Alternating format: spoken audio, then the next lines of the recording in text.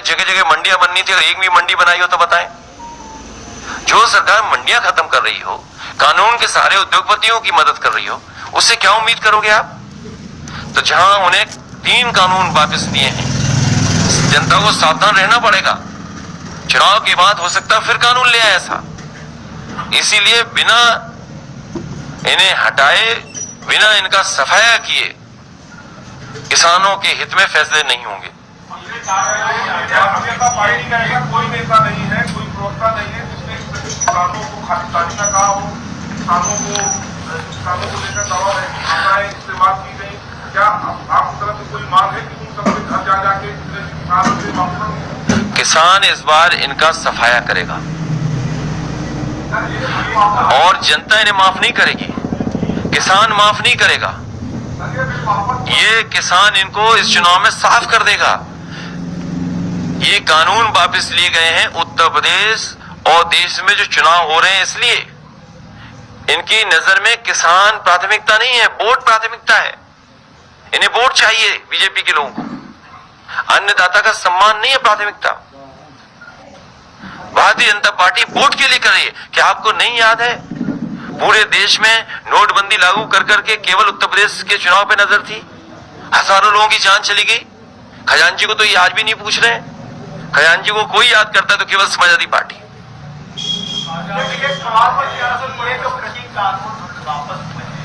और आपने भी कहा कि देश के तमाम किसानों पर समाजवादी पार्टी के कार्यकर्ता नेताओं पर इस आंदोलन का समर्थन कर रहे थे। क्या आप ये भी कोई समाजवादी पार्टी की जागृति हुई है जो क्या भारतीय जनता पार्टी जिन किसानों की जान चली गई उन्हें वापस ला सकती है? क्या किसानों के साथ जो अन्याय हुआ उसके लिए क्या माफी मांगेगी भारतीय जनता पार्टी? कितना किसानों को अपमानित होना पड़ा। और उत्तर प्रदेश में सूची निकाली है आप, कितनी बड़ी संख्या में समाजवादी कार्यकर्ताओं पर मुकदमे हुए हैं। देश में अगर सबसे ज्यादा मुकदमे कहीं हुए होंगे तो किसानों के आंदोलन में समाजवादी पार्टी पे आंदोलन हुए, मुकदमे हुए। इस बार जनता साफ करेगी, माफी नहीं चलेगी, जनता इनको साफ करेगी। और इसीलिए मैंने कहा कि जो जन समर्थन पूर्वांचल का दिखाई दिया, किसानों का, नौजवानों का, उससे न केवल लखनऊ हिल गया बल्कि दिल्ली भी हिल गया।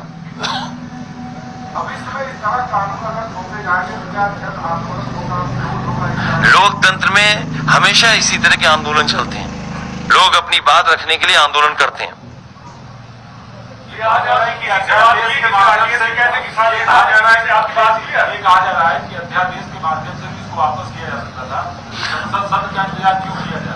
तीनों कानून वापस हो गए हैं, साथ ही साथ एमएसपी कब लागू होगी ये भी भारतीय जनता पार्टी बताती।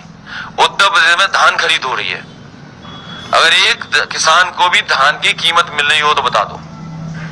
पूरे उत्तर प्रदेश में किसान खड़ा हुआ है, इंतजार कर रहा है कि खाद कब मिलेगी, डीएपी कब मिलेगी।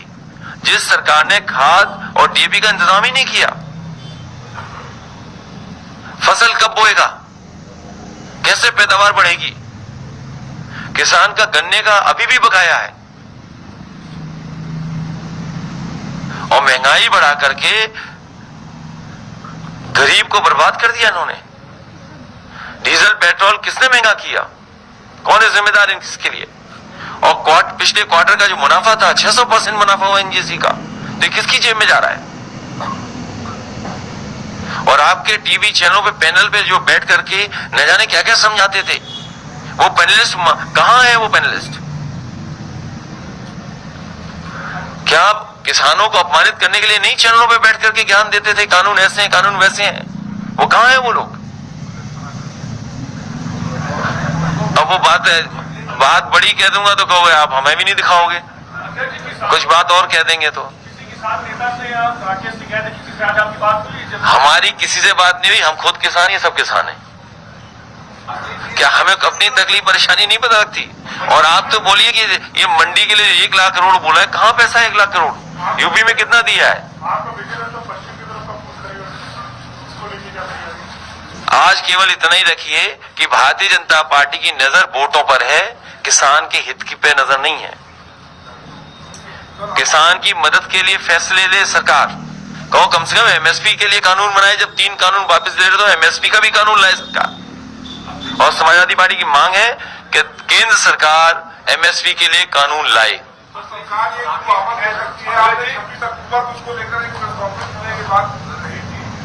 वो बड़े ऐसे फैसले रहे सरकार ये सब मिलने आए थे, इसलिए मैंने कहा आपसे ही मिला दूं।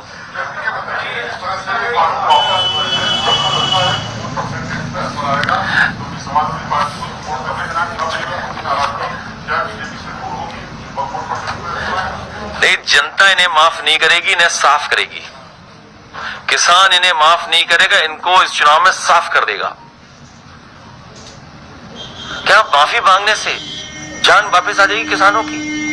क्या माफी मांगने से जिनको कुशल दिया आपने उनको मंत्रिमंडल में रखे अभी भी?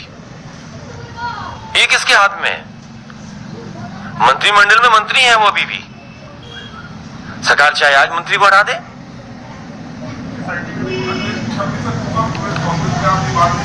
सरकार किसानों को वापस दे सकती है। 2 बड़े फैसले रहे जिसमें सरकार ने रोक किया, चाहे डीजल पेट्रोल के रेट रहे हो या जब किसान की रहा हो। आगे भी इस तरह के फैसले आ सकते हैं। इसको लेकर क्या आप बताते हैं? इस बार जनता इनका सफाया करेगी।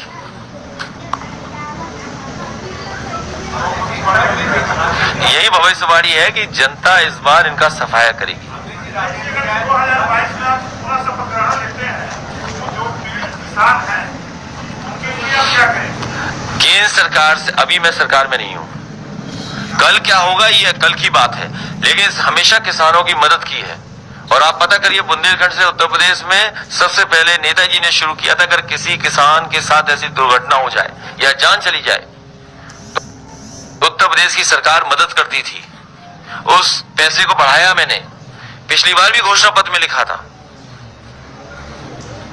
इसलिए समाजवादी पार्टी हमेशा किसानों के साथ खड़ी है, क्योंकि समाजवादी पार्टी के सभी लोग किसान हैं, ज्यादातर लोग किसान हैं।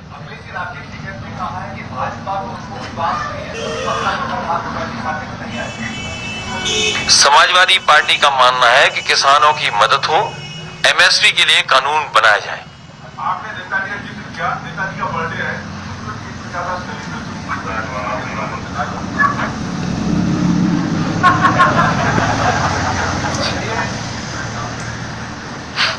क्या बताऊं ऐसी है, इनको क्या बताऊं मैं,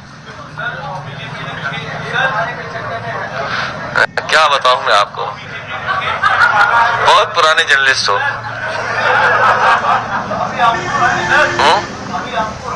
ये बहुत पुराने जर्नलिस्ट हैं। इन्हें जाने कितने साल से हम देख रहे हैं, इसी तरीके से देख रहे हैं। कम से कम ये दिलवाओ मंडियों के लिए कुछ पैसा, मंडियां ठीक हो, कुछ किसान का भला हो। बीजेपी ने उत्तर प्रदेश को बांटा है संगठन के लिहाज से। जेपी नड्डा साहब लोग दूसरों की ड्यूटी लगाते थे, आज खुद उनकी ड्यूटी में घबराहट है।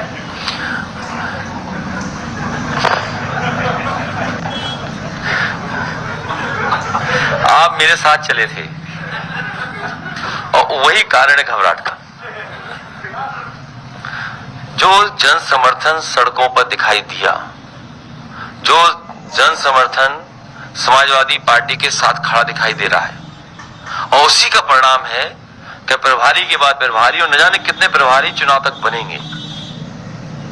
याद कीजिए वो नोटबंदी, जिससे आज तक अर्थव्यवस्था नहीं सुधर पाई, और ना ही भ्रष्टाचार खत्म हुआ, ना ही काला धन आया, ना ही बाहर जो पैसा जमा है वो आया है। और अब आंकड़े निकलवाइए, पैसा ज्यादा चला गया बाहर। लोग बैंकों का भी पैसा लेके बाहर, बैंकें इन्हें मर्ज करनी पड़ी, एटीएम्स बंद करने पड़े। धन्यवाद समाजवादी साथियों। लाइक, कमेंट, शेयर के साथ चैनल को सब्सक्राइब जरूर कर लें, ताकि आगे भी आप लोगों को ऐसी वीडियो और समाजवादी पार्टी से जुड़ी किसी भी खबर को सबसे पहले देखने को मिले। धन्यवाद। जय समाजवाद, जय अखिलेश मिशन 2022।